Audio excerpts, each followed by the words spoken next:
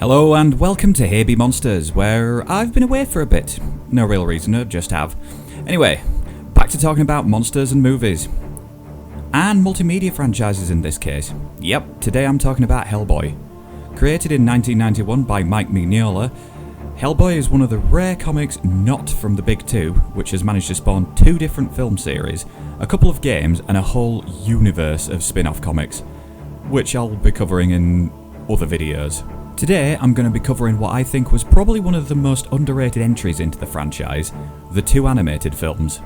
Hellboy Sword of Storms and Hellboy Blood and Iron were made in 2006 and 2007 respectively, and were the brainchild of Mignola and the director of the first 2 live-action films, Guillermo del Toro.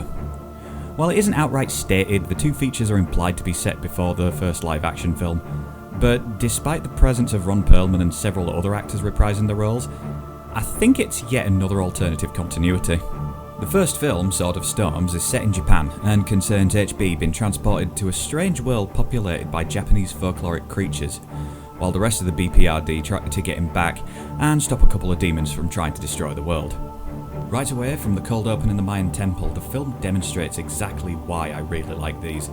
Unlike the live-action films, even though the 2019 reboot attempted it, you really can't show off the full scope of the world like in the comics or animation.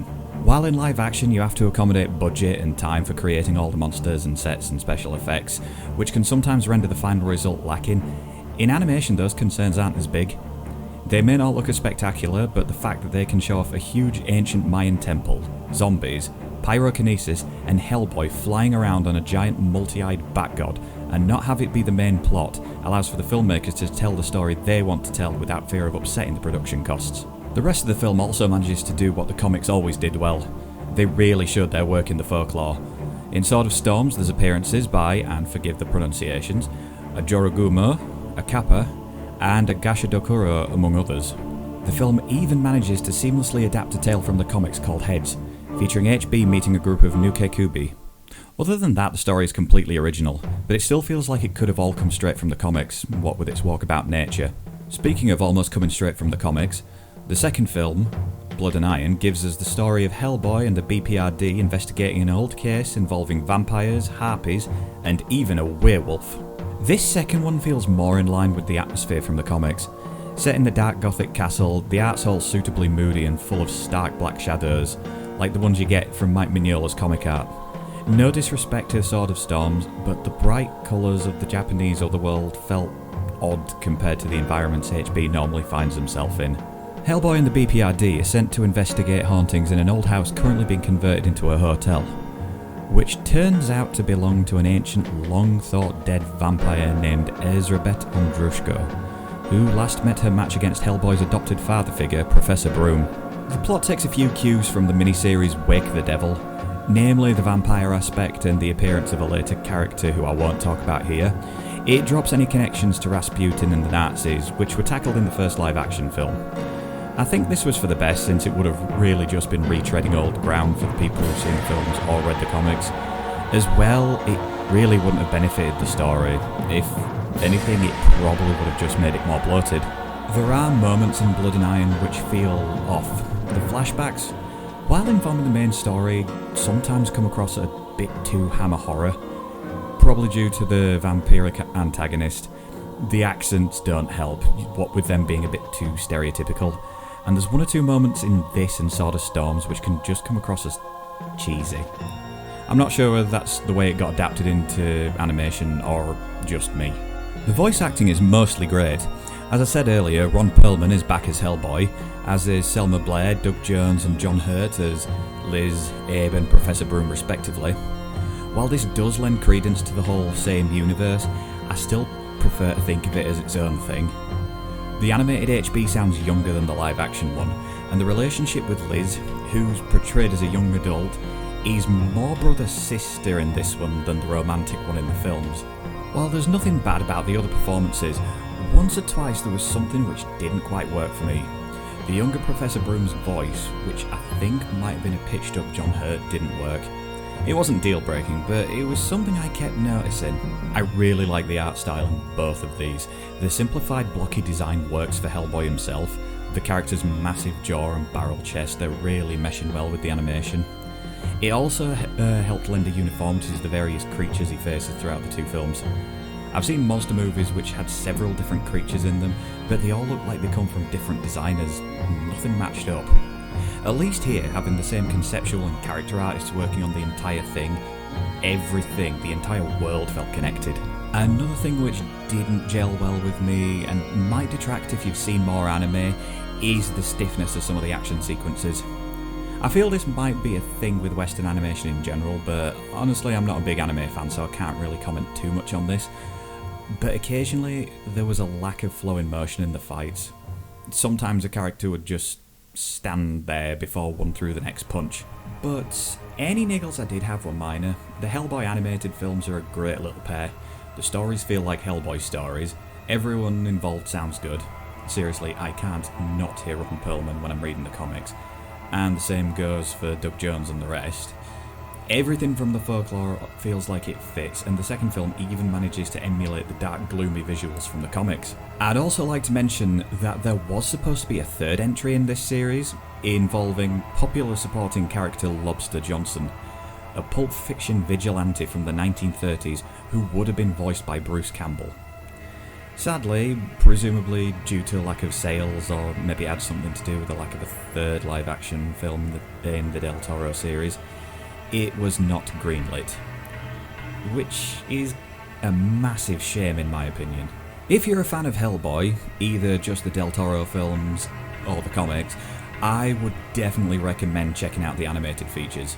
They once again show that Hellboy can fit into nearly any medium easily, and they look great. If anything, they feel like it should have been a Saturday morning cartoon, or something you could sit and watch as a series after school.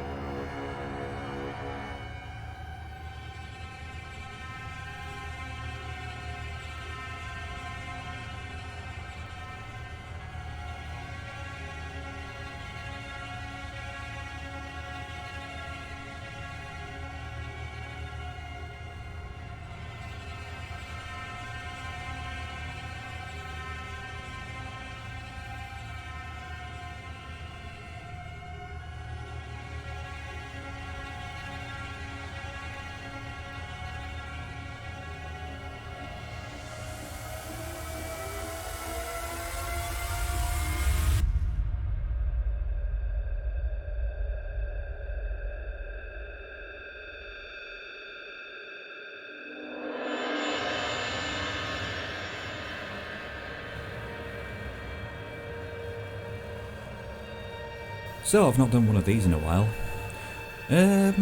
This was a hell of a lot of fun. I mean, I don't normally draw outside of my usual comic booky style, but going for like an actual stylized, animated look is something I really wasn't sure I could pull off. I mean, unlike doing some of the other drawings on this, I usually just do my own spin on it, you know. Each one of these I'll try to get all the bits looking right, but it'll still be my style. This is one of the first times I've actually attempted to draw a little bit different, and I think mostly I succeeded. There's a couple of little bits I'm not 100% on. Liz, for example, I probably could have made her face a bit rounder, but overall I think I managed to capture the look correctly. I had a bit of difficulty getting the shading right, although that was partly due to the pen I was using, or one of the pens I was using, drying up during the shading, which, I'll be honest, I did lose a fair bit of the footage because my head kept getting in the way. Again, I'll probably figure that out as I muddle along. But yeah, I had fun with this one, and I'm probably going to have equal fun doing the other bits. As you've probably noticed, I've got 3 blank spaces left on this sheet of paper, and I'm going to next be talking about the Del Toro movies, and after that the 2019 one, and finally the comics. So they're going to be fun, look forward to them. And if you've made it this far, thank you very much for watching, and please like, subscribe, comment, all of that nonsense, and I will see you in the next one. Ta.